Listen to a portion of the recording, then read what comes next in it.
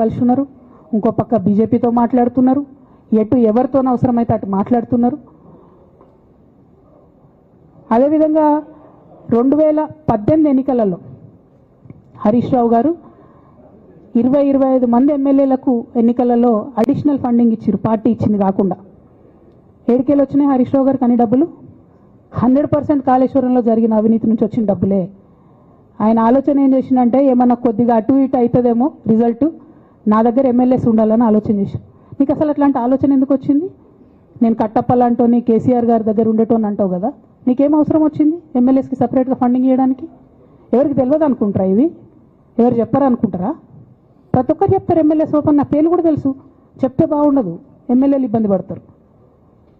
నేను అనేది ఏంటంటే 2009లో రామన్న సిరిసిల్ల ఎలక్షన్లో మా బంధువుకు సంబంధించిన వ్యక్తులతోని 60 లక్షల రూపాయలు పంపిన హరీష్ రావు గారు రామన్నను ఓడగొట్టడానికి. నిన్నగాక మొన్న ఒక వీడియో మీరు కూడా చూసి ఒంటేరు ప్రతాప్ రెడ్డి గారిది, మీ మామయ్యను ఓడగొట్టమని ఎంతంటే అంత డబ్బులు ఇస్తా అని చెప్పిర్రని. ఓ పక్క కేసీఆర్ గారిని ఓడగొట్టాలి, ఓ పక్క కేటీఆర్ గారిని ఓడగొట్టాలి, నిజామాబాద్లో నా ఎంపీ సెగ్మెంట్లో అందరు ఎమ్మెల్యేలను మేనేజ్ చేయాలి, అందరిని మన కేసీఆర్ కుటుంబాన్ని ఓడగొట్టాలి, విచ్ఛిన్నం చేయాలి. కానీ కేసీఆర్ గారి పేరుతో వచ్చేటటువంటి బెనిఫిట్స్ మాత్రం అన్నీ కావాలి. మరి ఇటువంటి వారిని నా రిక్వెస్ట్ కేసీఆర్ గారితో కేటీఆర్ గారితో, వారిని మీ పక్కన పెట్టుకొని నిజం మాట్లాడే నన్ను బయటకు పంపితే మరి పార్టీ బాగుంటుందా?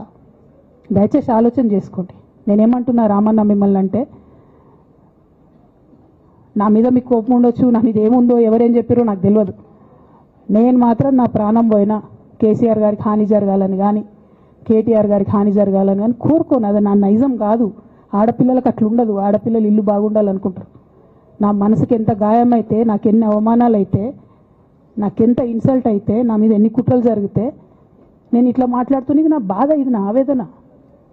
నాన్న చూస్తలేరేంది వీళ్ళని అన్నది ఆవేదన, చూసుకుంటా క్షమిస్తారేంది ఇంకెన్నిసార్లు క్షమిస్తారు అన్నది నా బాధ. అంతే తప్ప నాకేం కోపం ఉంటుంది? ఎందుకు కోపం ఉంటుంది? నాకెంత ఎన్ని జన్మల పుణ్యం ఉంటే కేసీఆర్ లాంటి తండ్రి దొరుకుతాడు? కోట్లలో ఒకరికి ఉండేటటువంటి తండ్రి నాకు దొరికిండు. ఆయన లేకపోతే నేను ఎవరు ప్రపంచానికి తెలుస్తుందా? నాకెందుకు అవసరం ఉంటుంది?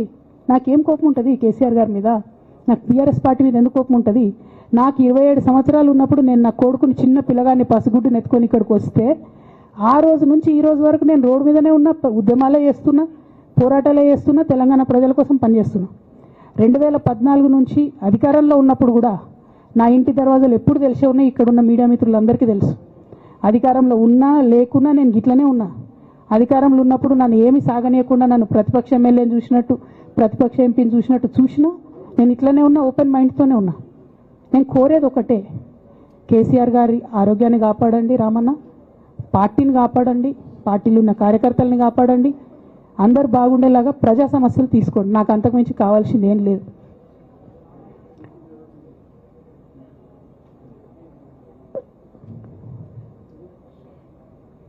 కానీ మొన్న అసెంబ్లీలో అర్ధరాత్రి దాకా పెట్టి రేవంత్ రెడ్డి గారు కేసీఆర్ గారిని తిడుతుంటే దయ్యాలు వేదాలు వాళ్ళు ఇస్తున్నట్టు అనిపించింది నాకైతే. దానికి ఈయన హీరోలాగా ఎదుర్కొన్నాడు, ఈయన 6 అడుగుల బుల్లెట్ అని పార్టీ అంతా ట్వీట్ చేస్తే, మరి 6 అడుగుల బుల్లెట్ ఎవరికి గాయం చేస్తుంది? ఎండ్ ఆఫ్ ద డే ఇవాళైతే నన్ను గాయపరిచింది, రేపు రామన్నను గాయపరుస్తారో కేసీఆర్ని గాయపరుస్తారో. జాగ్రత్తగా ఉండండి రామన్న, నేను చెప్పేది ఏం లేదు. జాగ్రత్తగా ఉండండి, కేర్ఫుల్గా ఉండండి. ఎట్ ద సేమ్ టైం ఈ హరీష్ రావు గారి కారణంగా గమ్మత్ ఏముంటుందంటే, ఒకసారి హంపీకి పోతారు వీళ్ళందరూ, మీ అందరికీ తెలుసు ఆ స్టోరీ. హంపీకి పోయి పాటలు పాడుకుంటారు, మొత్తము చాలా మంది కలిసి కేసీఆర్ గారిని చాలా అవమానకరంగా మాట్లాడతారు, ఒక పార్టీని వెనుపోటు పడదామని డిజైన్ చేశారు. ఇదంతా వీరికి తెలుసు, హరీష్ రావు గారికి తెలుసు. నేను ఆ రోజు సాక్ష్యం ఉన్న హరీష్ అన్న వచ్చి లిటరల్లీ రామన్న చేతులు పట్టుకొని, అరే మామయ్యకి ఎప్పుడు సింక్ ఆర్ సేల్, నేను మామయ్యతోనే ఉంటా అని చెప్పి అక్కడ మాట్లాడుకున్న వాళ్ళందరినీ పెద్దసారి దగ్గర అవుట్ చేసిండి. ఆ తర్వాత పర్యవసానంలో ఈటల రాజేంద్ర అన్న బయటికి వెళ్ళడం. ఈ మహానుభావుడు వల్ల జగ్గారెడ్డి దగ్గర నుంచి మొదలు పెడితే, చెరుకు శ్రీనివాసరెడ్డి ముత్యంరెడ్డి అన్న కొడుకు దగ్గర నుంచి మొదలు పెడితే, రఘునందన్ రావు గారు, మైనంపల్లి గారు, విజయశాంతి గారు, విజయరామారావు గారు, ఆయన పాత పెద్ద ఆయన ఉండే ఈటల రాజేందర్ గారు, వీళ్ళందరూ పార్టీలోకి వెళ్ళి పోయినారు కదా, పోలేదా? ఇవన్నీ హరీషన్న చేసినాయి కాదా? ఆనాడు దుబ్బాక ఉప ఎన్నిక ఎందుకు ఓడిపోయినాం? దుబ్బాక ప్రజలకు ఇప్పటికి కూడా గుర్తుంటుంది. వాళ్ళందరూ ఒకటే మాట చెప్తారు, ఈయన సిద్దిపేటకు తప్ప రూపాయి రానియాడు దుబ్బాకకు, ఈయన వచ్చి ప్రచారం చేసిండు కాబట్టి మేము ఓటేయాలని ఓపెన్గా చెప్పిరా అన్నాడు ఎన్నికలలో. దానికి ఏం రాపించుకుంటాడు ఈయన పేపర్లల్లో? ఒంటరి పోరాటం చేసి ఓడిన హరీష్ రావు. అసలు ఓడిపోయింది మీ వల్ల కదా. మీరు మీడియా మేనేజ్మెంట్లో సూపర్ అలా డౌట్ ఏం లేదు. రామన్న యూట్యూబ్లు మేనేజ్ చేసి నా మెయిన్ స్ట్రీమ్ మీడియా మేనేజ్ చేస్తాడు అంతే, అంతకుమించి వేరే ఏం లేదు. నేను రామన్నని రిక్వెస్ట్ చేస్తున్నా, అన్న మీరు కూడా ఆ స్కిల్ నేర్చుకోండి అన్న. అట్లనే ఈటెల రాజేందర్ గారు ఉప ఎన్నిక దగ్గరుండి హరీష్ అన్న గెలిపిలేదా అండి ఈటెల రాజేందర్ని? ఆనాడు పీసీసీ అధ్యక్షుడిగా ఉండి రేవంత్ రెడ్డి గారు ఏమంటారు, కాంగ్రెస్ పార్టీ ఓడిపోతుంది ఇడా అని చెప్తాడు. ఆయన ముందే డిక్లేర్ చేసిండు, ముందే చేతులు ఎత్తేసిండు. హరీష్ అన్న ఆడ పోయి కూర్చొని మరి ఈటెల రాజేందర్ అన్నని గెలిపించొచ్చాడు. ఈ బంధం రేవంత్ రెడ్డి గారిది హరీష్ రావు గారిది అప్పటి నుంచి కొనసాగుతుంది, కొత్త బంధం ఏం కాదు ఇది. నేను కేసీఆర్ గారిని పెద్దల్ని రిక్వెస్ట్ చేసేది ఒకటే, ఈయన చేస్తున్న నక్కజిత్తుల్ని దయచేసి గమనించండి. ఇలా నేను బయట పోతా కావచ్చు, నాదేముంది, ఉద్యమంలోకి వెళ్ళి వచ్చినా మళ్ళీ ఉద్యమంలోకే పోతా, నాకు భయం ఏముంటుంది, నాకు ఎన్నడూ పదవుల మీద ఆశ లేదు.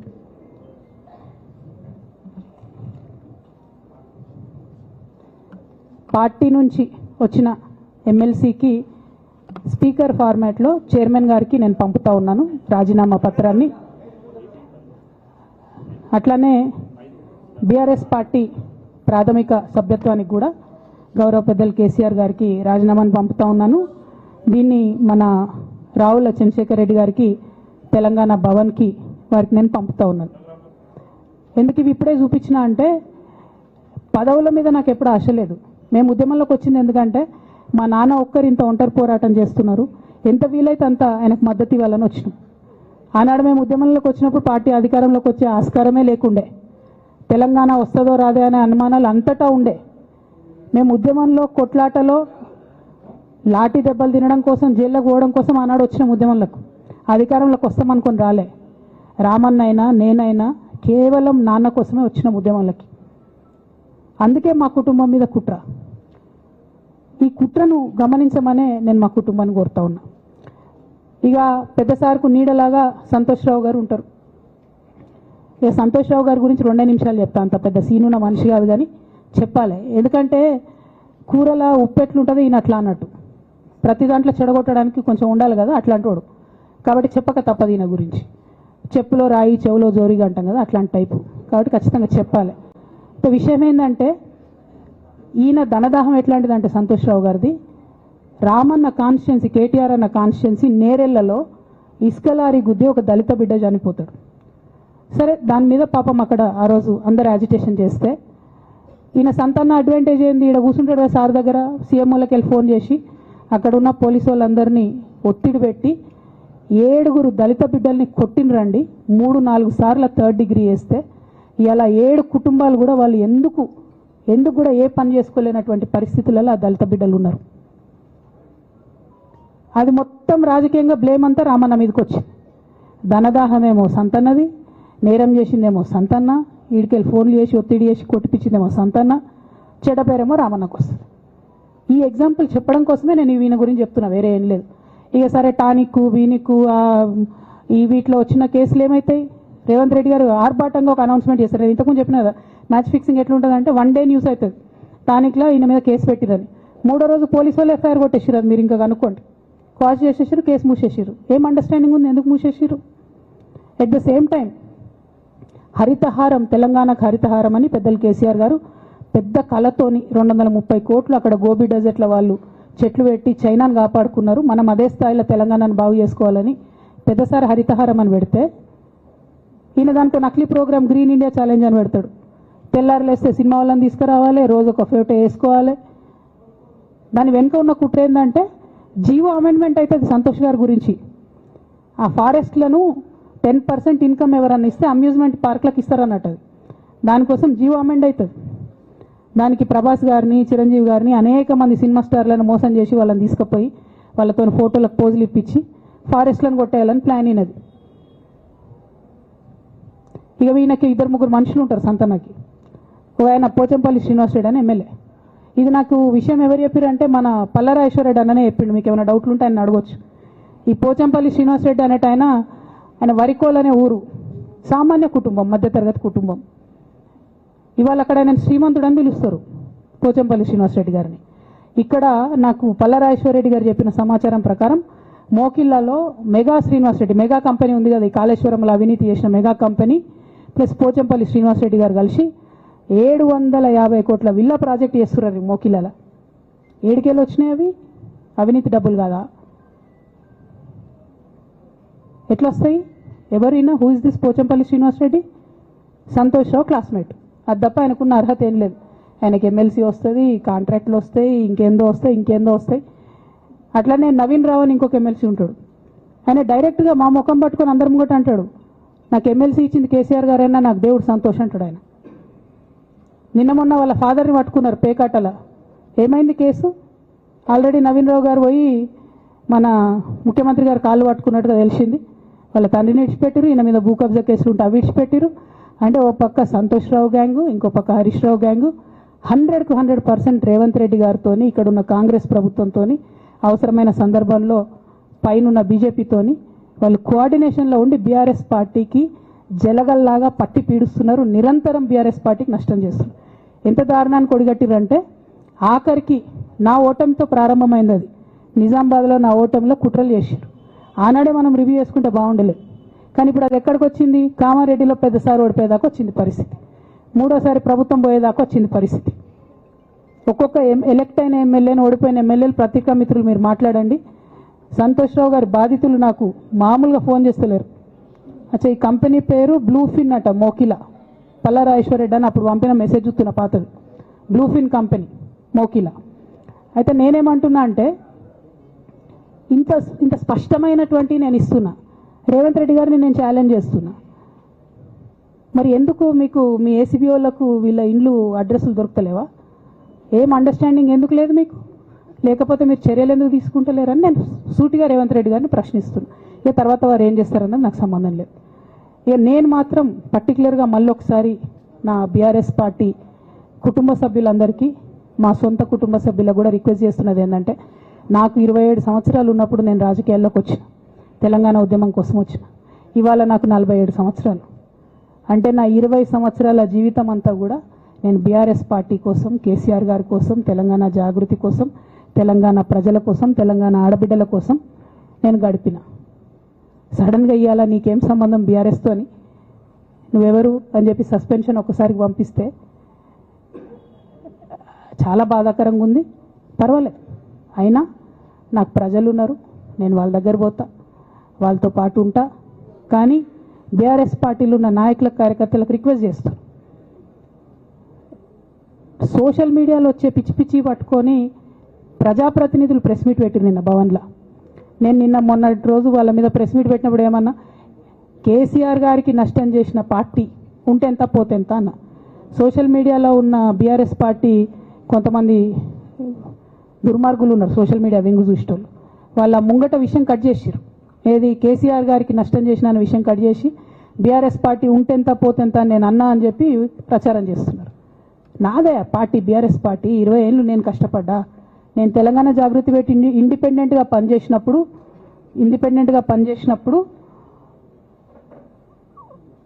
ఓటేయమని ఎవరికి చెప్పినా? నేను బీఆర్ఎస్ పార్టీకి ఓటేయమని చెప్పినా? నా జీవితంలో ఇంతవరకు నేను ఇంకో పార్టీకి ఓటేయమని చెప్పలే, ఇంకో పార్టీకి ఓటేయలే. ఎట్లయితే కంప్యూటర్లో హార్డ్వేర్ ఉంటుందో అది బీఆర్ఎస్ పార్టీ, సాఫ్ట్వేర్ తెలంగాణ జాగృతి. శరీరం బీఆర్ఎస్ పార్టీ అయితే ఆత్మ జాగృతిగా పనిచేసినాం, తెలంగాణ ఆత్మగా పనిచేసినాం. మేము తెలంగాణ ఆత్మగౌరవం కోసం పనిచేసినాం, తెలంగాణ ఆత్మగౌరవ ప్రతీకలైనటువంటి బతుకమ్మ బోనాలను నిలబెట్టడం కోసం పనిచేసినాం. ఆ కాంట్రిబ్యూషన్ ఏం లేదా? నేనేం చేయలేదా పార్టీకి? నిజామాబాద్లో చికెన్ గున్యా వచ్చి బాధపడుతుంటే గల్లీ గల్లీ గల్లీ తిరిగి 2018లో ఒక్కొక్క ఎమ్మెల్యేకు ఎంత తిరిగినా అన్నది అక్కడ నిజామాబాద్ ప్రజలకు తెలుసు. ఏం కాంట్రిబ్యూషన్ లేదా అన్నది? ఓన్లీ హరీష్ అన్నది సంతన్నదే ఉన్నదా కాంట్రిబ్యూషన్? వీళ్ళు మేకవన్నే పులులు నాన్న, వీళ్ళు మీ ముంగట నటిస్తారు అంతే. బయట వాళ్ళ నిజస్వరూపం వేరేలాగా ఉంటుంది. యాజ్ అ డాటర్గా రిక్వెస్ట్ చేస్తున్నా, ఒకసారి ఆలోచన చేయండి వాళ్ళ గురించి. నాకేమొద్దు, నన్ను పార్టీలోకి వెళ్ళి సస్పెండ్ చేసి నో ప్రాబ్లం, కానీ వాళ్ళని పార్టీలో ఉంచుకుంటే పార్టీ ఎట్లుంటుంది అన్నది మీరు ఆలోచన చేసుకోండి. ఇక అల్టిమేట్గా నేను చెప్పదలుచుకున్నది ఒకటే,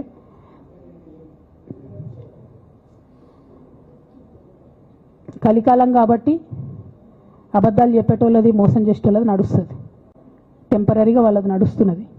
వాళ్ళది నడిచింది, విజయం సాధించారు కాబట్టి ఇవాళ సస్పెన్షన్ నాకు వచ్చింది. బట్ నేను ఇదివరకు చెప్పినా మళ్ళీ చెప్తున్నా, నేను కర్మ సిద్ధాంతాన్ని నమ్ముతా. ఖచ్చితంగా ఇంతకు ఇంత దేవుడు వాళ్ళకు అనుభవింపజేస్తాడు. అందులో ఏం ఆలోచించాల్సినటువంటి అవసరం లేదు. Thank you. జై తెలంగాణ, జై కేసీఆర్, జై తెలంగాణ, జై కేసీఆర్.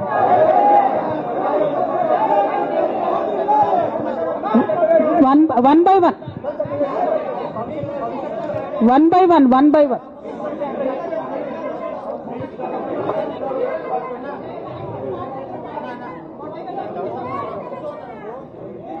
ఒక 1 minute హిందీలో చెప్పేసే అన్న, బయట నేషనల్ మీడియా మిత్రులందరూ అడుగుతున్నారు. ఒక 1 minute హిందీలో చెప్పేస్తా.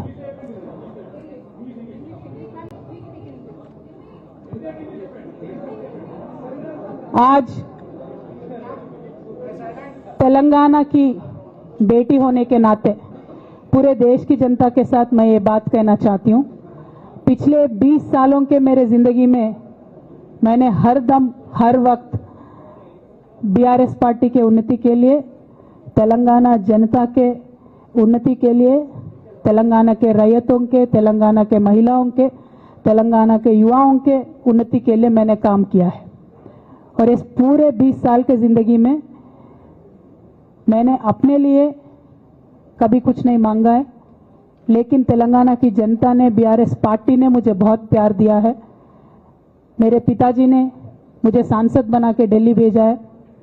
मुझे एमएलसी का मौका भी पार्टी ने दिया है, जिसके लिए मैं पार्टी का, मेरे पिताजी का, बीआरएस पार्टी का, पूरे परिवार का, तेलंगाना के आवाम का भी बहुत ही ज़्यादा मैं आभारी हूँ. लेकिन जो भी मुझे रिस्पॉन्सिबिलिटी दिया गया था, मैंने पूरे शिद्दत के साथ काम किया है. कभी भी मैंने तेलंगाना के लोगों के खिलाफ काम नहीं किया है.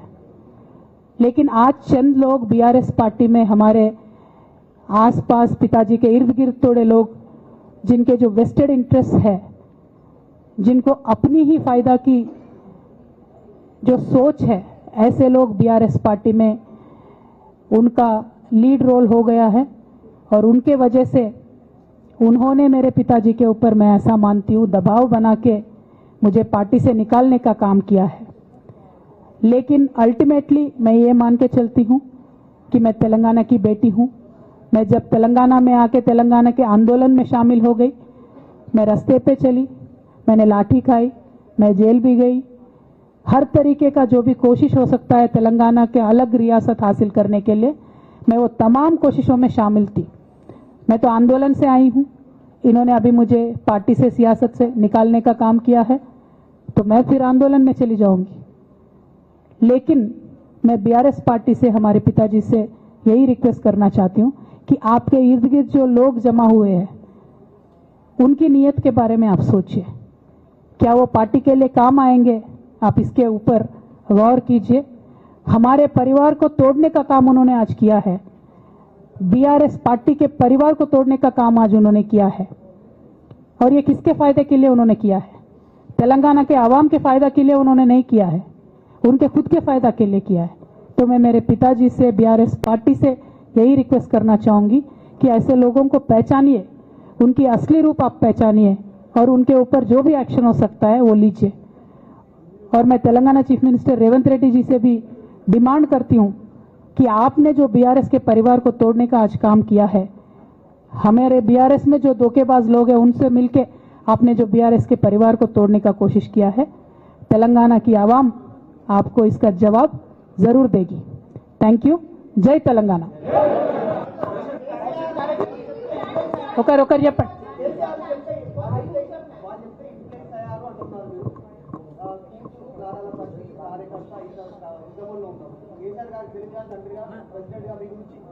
ఓకే, ఇంకా ఎవరైనా చెప్పండి.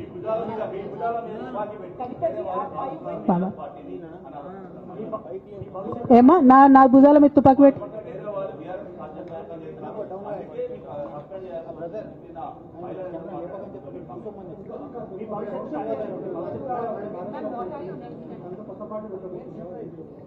Okay. I got your question. Rahul ji.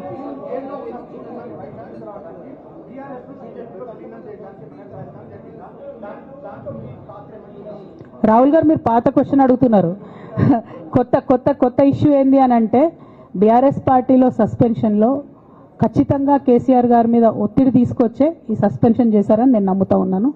ఒక్కొక్కసారి ఏమవుతుందంటే చిన్న చిన్న వ్యక్తులు బాగా నడుస్తుంది, పరిస్థితులు సందర్భాన్ని బట్టి పెద్ద పెద్ద వ్యక్తులు కూడా కొన్ని కఠినమైన నిర్ణయాలు తీసుకోవాల్సి వస్తుంది. కేసీఆర్ గారు ఈ నిర్ణయం ఎందుకు తీసుకున్నారో అని అడిగేంత పెద్దదాన్ని కానీ అంత రాజకీయ అనుభవం కానీ నాకు లేదు. సో వారు తీసుకున్నటువంటి నిర్ణయాన్ని నేను శిరస వహిస్తాను. వారు ఎందుకు తీసుకున్నారో ఈ నిర్ణయం నాకు తెలియదు. కానీ నాకు ఒక సమస్య ఉంది, నేను రాసినటువంటి లెటర్ లీక్ అయిందని చెప్పి 100 రోజులైంది. ఆ సమస్య జరిగి 100 రోజులైంది. ఆ 100 రోజుల కన్నా ముందు కూడా నా మీద వివక్ష కొనసాగిందని వాళ్ళ నేను మీకు ఎగ్జాంపుల్స్తో సహా చెప్పే ప్రయత్నం చేశాను. ఆ 100 రోజుల నుంచి జరుగుతున్నటువంటి పరిణామాలను కూడా మీ అందరి ముందు పెట్టిన. ఈ 100 రోజులలో పార్టీ ఎప్పుడు కూడా నన్ను ఎక్స్ప్లెనేషన్ అడగలేదు. నిన్న నన్ను సస్పెండ్ చేసే ముందు కూడా నన్ను ఎక్స్ప్లెనేషన్ అడగలేదు. ఇంకా చెప్పిన కదా, విచిత్రమైన విషాదం ఏంటంటే సడన్గా డిసిప్లినరీ కమిటీ పుట్టుకొచ్చింది. సడన్గా ఈయన రవీంద్రరావు అంటే దాంట్లో సంతకం చేసిండు. ఆయననే సార్ని తిట్టిండు మళ్ళీ మొన్న ఎలక్షన్ ఓడిపోయినప్పుడు. సో ఈ అన్నీ చూసి నాకేమనిపిస్తుందంటే చాలా ఒత్తిడిలో చాలా ప్రెషర్ పెట్టి సార్తో చేపించారని నేను అనుకుంటున్నాను.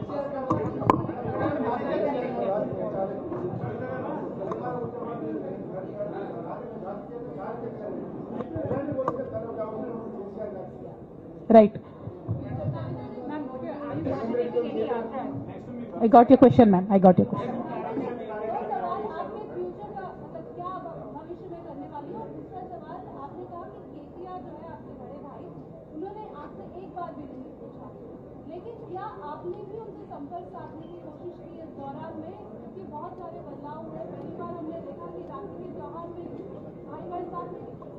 నేనేమంటున్నా అంటే కేసీఆర్ గారి రాజకీయ పరిజ్ఞానాన్ని క్వశ్చన్ చేసేంత స్థాయి నాకు లేదు, అంత అవగాహన కూడా నాకు లేదు. కాకపోతే పెద్ద నాయకులు అనేక సందర్భాల్లో ఒత్తిడికి గురైనటువంటి విషయాలు చరిత్రలో మనం చూసినాం. ఇవాళ అదే జరిగిందని నేను భావిస్తున్నా. 1.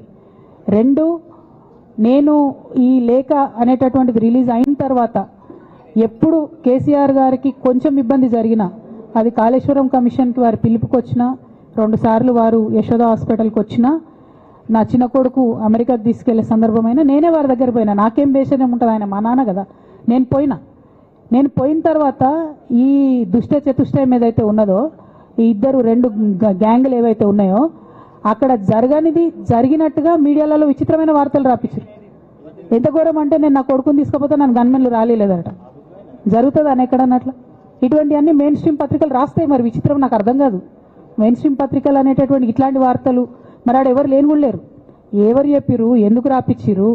సో నేనేమంటున్నా అంటే నేను ఎప్పుడు నాన్న దగ్గరికి వెళ్ళడానికి చూసినా కూడా మా మధ్య స్పర్ధ పెంచడానికి అనేకమైన వార్తలు రాపిచ్చి అనేకమైన కుట్రలు ఈ గత 103 రోజులుగా కొనసాగుతూనే ఉన్నాయి నా మీద. కానీ అంతకుముందు కూడా జరిగినాయనేదే నేను చెప్తున్నా.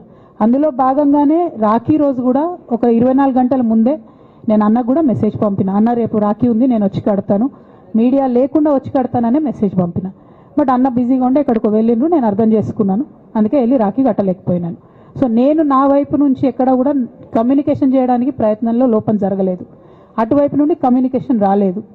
నేను చెప్పాలనుకున్నవి నేను ఎత్తుకున్న ప్రజా సమస్యలు ఈ 103 రోజులలో మీ ముందున్నాయి, అవి చేస్తూనే ఉన్నా. ఇక భవిష్యత్తుకు సంబంధించినటువంటి విషయం నేనేం ఆలోచించలేదు. ఎందుకోసం అంటే నిన్న నోటీస్ రావడం అనేటటువంటిది డెఫినెట్గా నేను కొంచెం బాగా బాధపడ్డా. నాకెందుకు నోటీస్ వస్తుంది, మరి నా లేఖ లీక్ అయింది, లీక్ చేసింది ఎవరు అంటే చేసినటువంటి వ్యక్తుల మీద ఎందుకు విచారణ జరగలేదు అనేటటువంటిది ఖచ్చితంగా పార్టీ అంతర్గతంగా ఆలోచన చేసుకోవాలి. అంటే నన్ను ఏం మాట్లాడకుండా నన్ను డైరెక్ట్గా ఉరిదీస్తారు. నేను ఎవరి మీద అయితే కంప్లైంట్ చేసినో కనీసం వాళ్ళను అడిగినరా, అడగలేదా, చర్యలు తీసుకున్నారా, తీసుకోలేదా, ఏమీ చెప్పకపోతే, ఆ మాత్రం అంతర్గత ప్రజాస్వామ్యం లేకపోతే బయట ప్రజలకు మనం ఏం చెప్తామన్నది నా ప్రశ్న.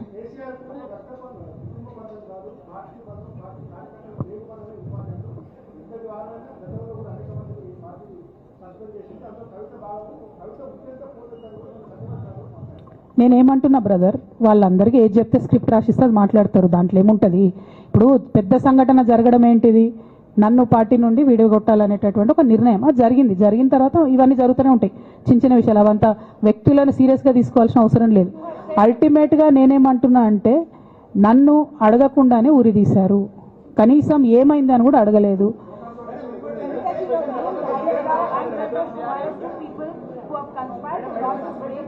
to the party as well.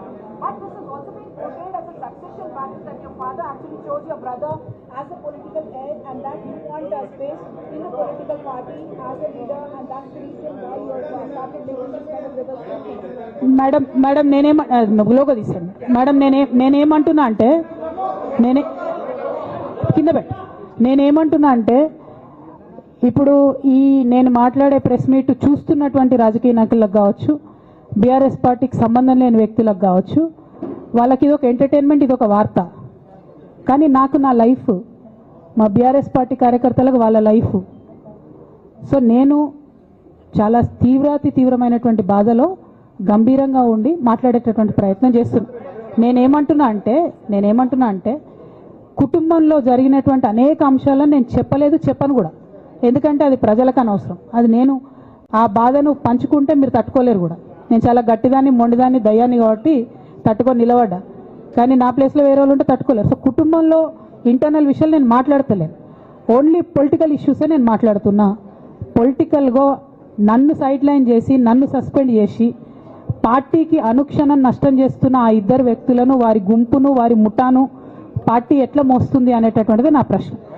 సరే, నిన్న మొన్న ఆ గుంపుకు సంబంధించిన వ్యక్తులు అన్ని చోట్ల నా ఫ్లెక్సీలు చింపేసి నాకు దిష్టి బొమ్మలు, శవయాత్రలు ఎందెందో వేసిరట. ఈ ఉత్సాహం కేసీఆర్ గారి మీద సిబిఐ ఎంక్వైరీ చేస్తా అని రేవంత్ రెడ్డి గారు అన్నప్పుడు ఎక్కడ చచ్చిపోయింది ఆ ఉత్సాహం అని నేను అడుగుతా ఉన్నా. ఎందుకు చేయలే రేవంత్ రెడ్డి గారి దానాలు, దిష్టి బొమ్మలు ఎందుకు చేయలే? ఏం అండర్స్టాండింగ్ ఉంది మీకు? నా ప్రశ్న సింపుల్. నన్ను వ్యక్తిగతంగా ఏదో చేస్తారన్నది కాదు, నాకు నష్టం జరిగేదే లేదు. ఎందుకంటే ప్రజలు చూస్తున్నారు, ప్రజలు గమనిస్తున్నారు. తెలంగాణ ఆడబిడ్డలు తమ ఇంటి ఆడబిడ్డలుగా ఆదరించారు నన్ను. ఒక్కొక్కరు అడిగితే అర్థమవుతలే, ఏం అర్థమవుతలే.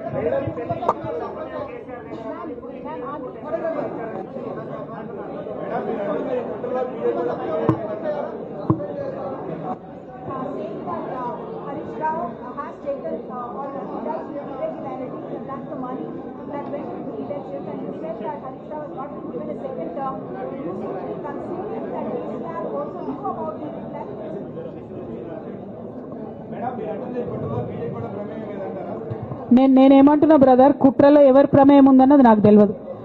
నన్ను సస్పెండ్ చేసిండ్రు. బీఆర్ఎస్ పార్టీకి, తెలంగాణ ఉద్యమానికి, తెలంగాణ ప్రజలకు 20 సంవత్సరాలు నా జీవితంలో కష్టపడ్డా కాబట్టి ఒక అపీల్ చేస్తున్నా నేను ప్రెసిడెంట్ కేసీఆర్ గారికి, వర్కింగ్ ప్రెసిడెంట్ కేటీఆర్ గారికి. మన కుటుంబాన్ని విచ్ఛిన్నం చేసి పార్టీని హస్తగతం చేసుకోవాలనే కుట్ర జరుగుతుంది. దాన్ని తిప్పికొట్టండి. అవినీతి తిమంగళాలని బీఆర్ఎస్ పార్టీలకు వెళ్ళి తీసి బయటపడేయండి. అల్టిమేట్గా ప్రజలకు సేవ చేసే దాంట్లో మనం ముందుకెళ్లాలనేది నా ఆలోచన.